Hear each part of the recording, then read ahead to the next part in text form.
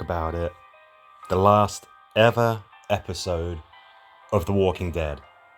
And the last ever mission that we're going to play based on a new episode of The Walking Dead. It's called Rest in Peace. Same title as the episode. That doesn't often happen. Set the explosives and blow up the place. Spoilers, by the way. Again, for the last time ever. There will be spoilers for the episode, spoilers for the mission in this. Okay, so this is... There's a couple of scenes they could have done. They could have done the escape from the hospital. They could do the setting up the explosives and blowing stuff up. The latter is obviously what they've gone for. I like... Is that a statue of... okay. Statue of Pamela or something, presumably. We should have in living colours, Cult of Personality blaring out, but okay. And it should be nighttime. Should it not? That should be right. Okay, anyway. Looks like we interact with these barrels. Have some peeps on defense. This is on low difficulty, so not too concerned. Let's get back. It's going to blow.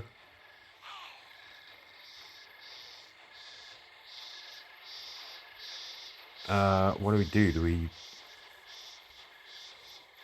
Yeah, okay, that opens. Cool, reduce that to some rubble. Let's just... I keep saying horde, I don't know what that means, but there you go. Looks like a fairly quick, fairly simple mission.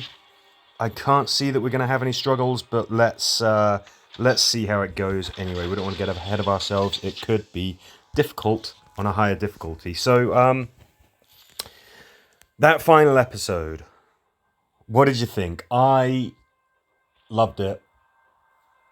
I thought it was really good. I've been watching this from the very start. I remember having a conversation with somebody in a comic book shop before it came out about how the guy from Teachers and Love Actually was going to be Rick Grimes. That's my first memory, really, of the TV show specifically. I'd read the comics. Yeah, it's a lot to take in. I think that they did a very good job with that episode. Some of the performances from the likes of Dermot, what's his face, who plays Eugene. Also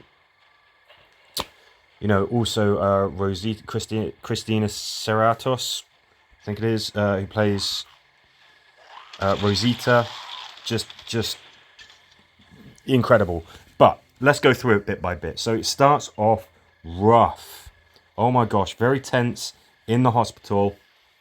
And they kill off Luke, like, pretty brutally. And it actually counts for something. Normally deaths in The Walking Dead, they don't count for much, but we got people crying, lamenting, doing anything that they can to save him. Death actually seemed kind of desperate again in this episode. Don't have much time to breathe before we get to them saving the man of the moment right here, Mercer.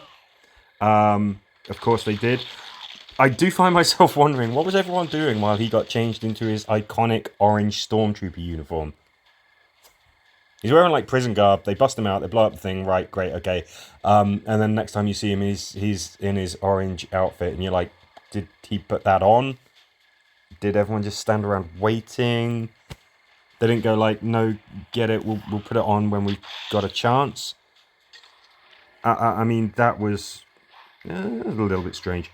Yeah, we got the hospital attack, which was just insanely intense. Not too much to say. We had a variant in there. We can see how dangerous they are going to be to the franchises, to the spin-offs going forward. It was great. There was some great filming there. Then we had, we had some quieter moments.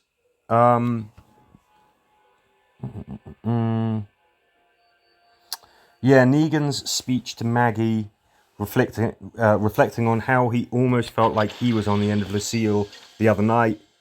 Nice dialogue. That scene, it seemed to evoke that. And it was nice to hear it acknowledged. Obviously, that would have an effect on Negan. Great dialogue, great acting. Then we start getting scenes with Rosita and Eugene. This is after her rather explosive and exciting escape. Although, of course, we know she didn't truly escape. She was bitten.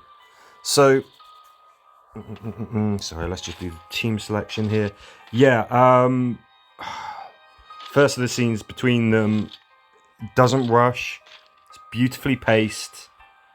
And it is absolutely fantastic. The performances, yeah, this is exactly the kind of stuff that I wanted to see in the finale. Exactly the kind of stuff. We had, Ezekiel gives a rousing speech, kind of like a Rick speech. Absolutely fantastic. The king is back. He's leading things. That was just very good. Then we have the scene at night where we're getting the showdown, the finale with Pamela, Commonwealth, all of that good stuff. Gabriel. In that standoff with the Commonwealth, it's Gabriel who goes to open the gates. When we met him, he had done the exact opposite thing. He had turned his back on his congregation. He had locked them out so that he might live and survive in the church. And that wasn't lost on me. I thought that was just a wonderful moment. There was a couple of nice little character moments throughout that played out like that. They paid something off. Just a testament to some great writing. Yeah, so I like that. Gabriel, I've often joked about how he's just a godless psychopath. He actually did something quite good and godly here. Loved how that tied into everything that we know about him, and even his original scenes in the entire show. Negan talking about how being arrested and locked up is worse than death. Nice touch. Maggie kind of already knows this. She locked him up. She saved his life when she could otherwise have killed him. Because he was so miserable, basically.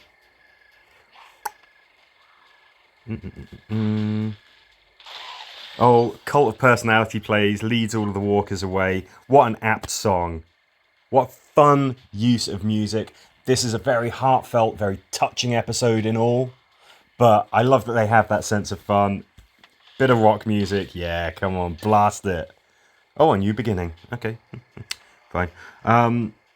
There were some great explosions, great action. They blow up the rich part of town. We get another one-to-one. This time it's Carol with Pamela. Pamela sort of trying to excuse herself, saying what a hard job it is, how they're going to have to make the tough decisions. Carol just comes back with the zingers. Oh, we've already made an ugly choice. We let you live. Well, you're going to have hard decisions, even deciding who gets what home. Well, I guess we know who's going to get your home, since they both... Wonderful. Again, magical writing. Absolutely fantastic. And maybe the best is yet to come with Maggie and Negan. These characters, both of them, their dialogue is fantastic. The last couple of episodes, the characters have really felt like themselves. Their motivations, their ambitions. It's the things that we know about them. And they've really, really come to light.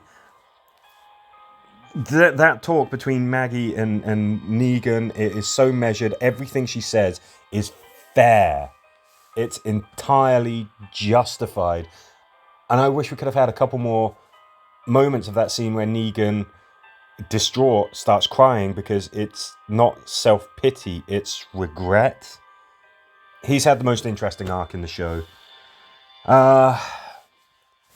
Yeah, we have those final moments with Rosita, and I can't say anything. Yeah. I can't say anything about that. It got a bit Lord of the Rings with the multiple endings. It was cool to see, obviously, that Michonne and Rick, yes, they've got stuff going on. It got a little bit in the way, I think, of the ending of the characters that we loved. It's just a slight niggle. Oh, Daryl got a happy ending, riding off into the sunset. Well, into the woodland. he did deserve a happy ending. And generally speaking, we had some heartbreaking moments. Rosita died, which was crushing. There was a lot of sorrow, a lot of pain. But it looks like the future for these characters and their community is quite bright. There's a lot of smiling. People seemed happy, and they have earned it. This has generally been a very dour show. They've really never leaned away from just cranking out the heartache. But to have a happy ending, they deserve it. They have earned it. Nothing is given to them. And I'm so happy. I was just blown away. All right, those are my thoughts anyway on the finale. Please do let me know what you thought. And for the last ever time, for a mission based on a new episode, thank you for watching.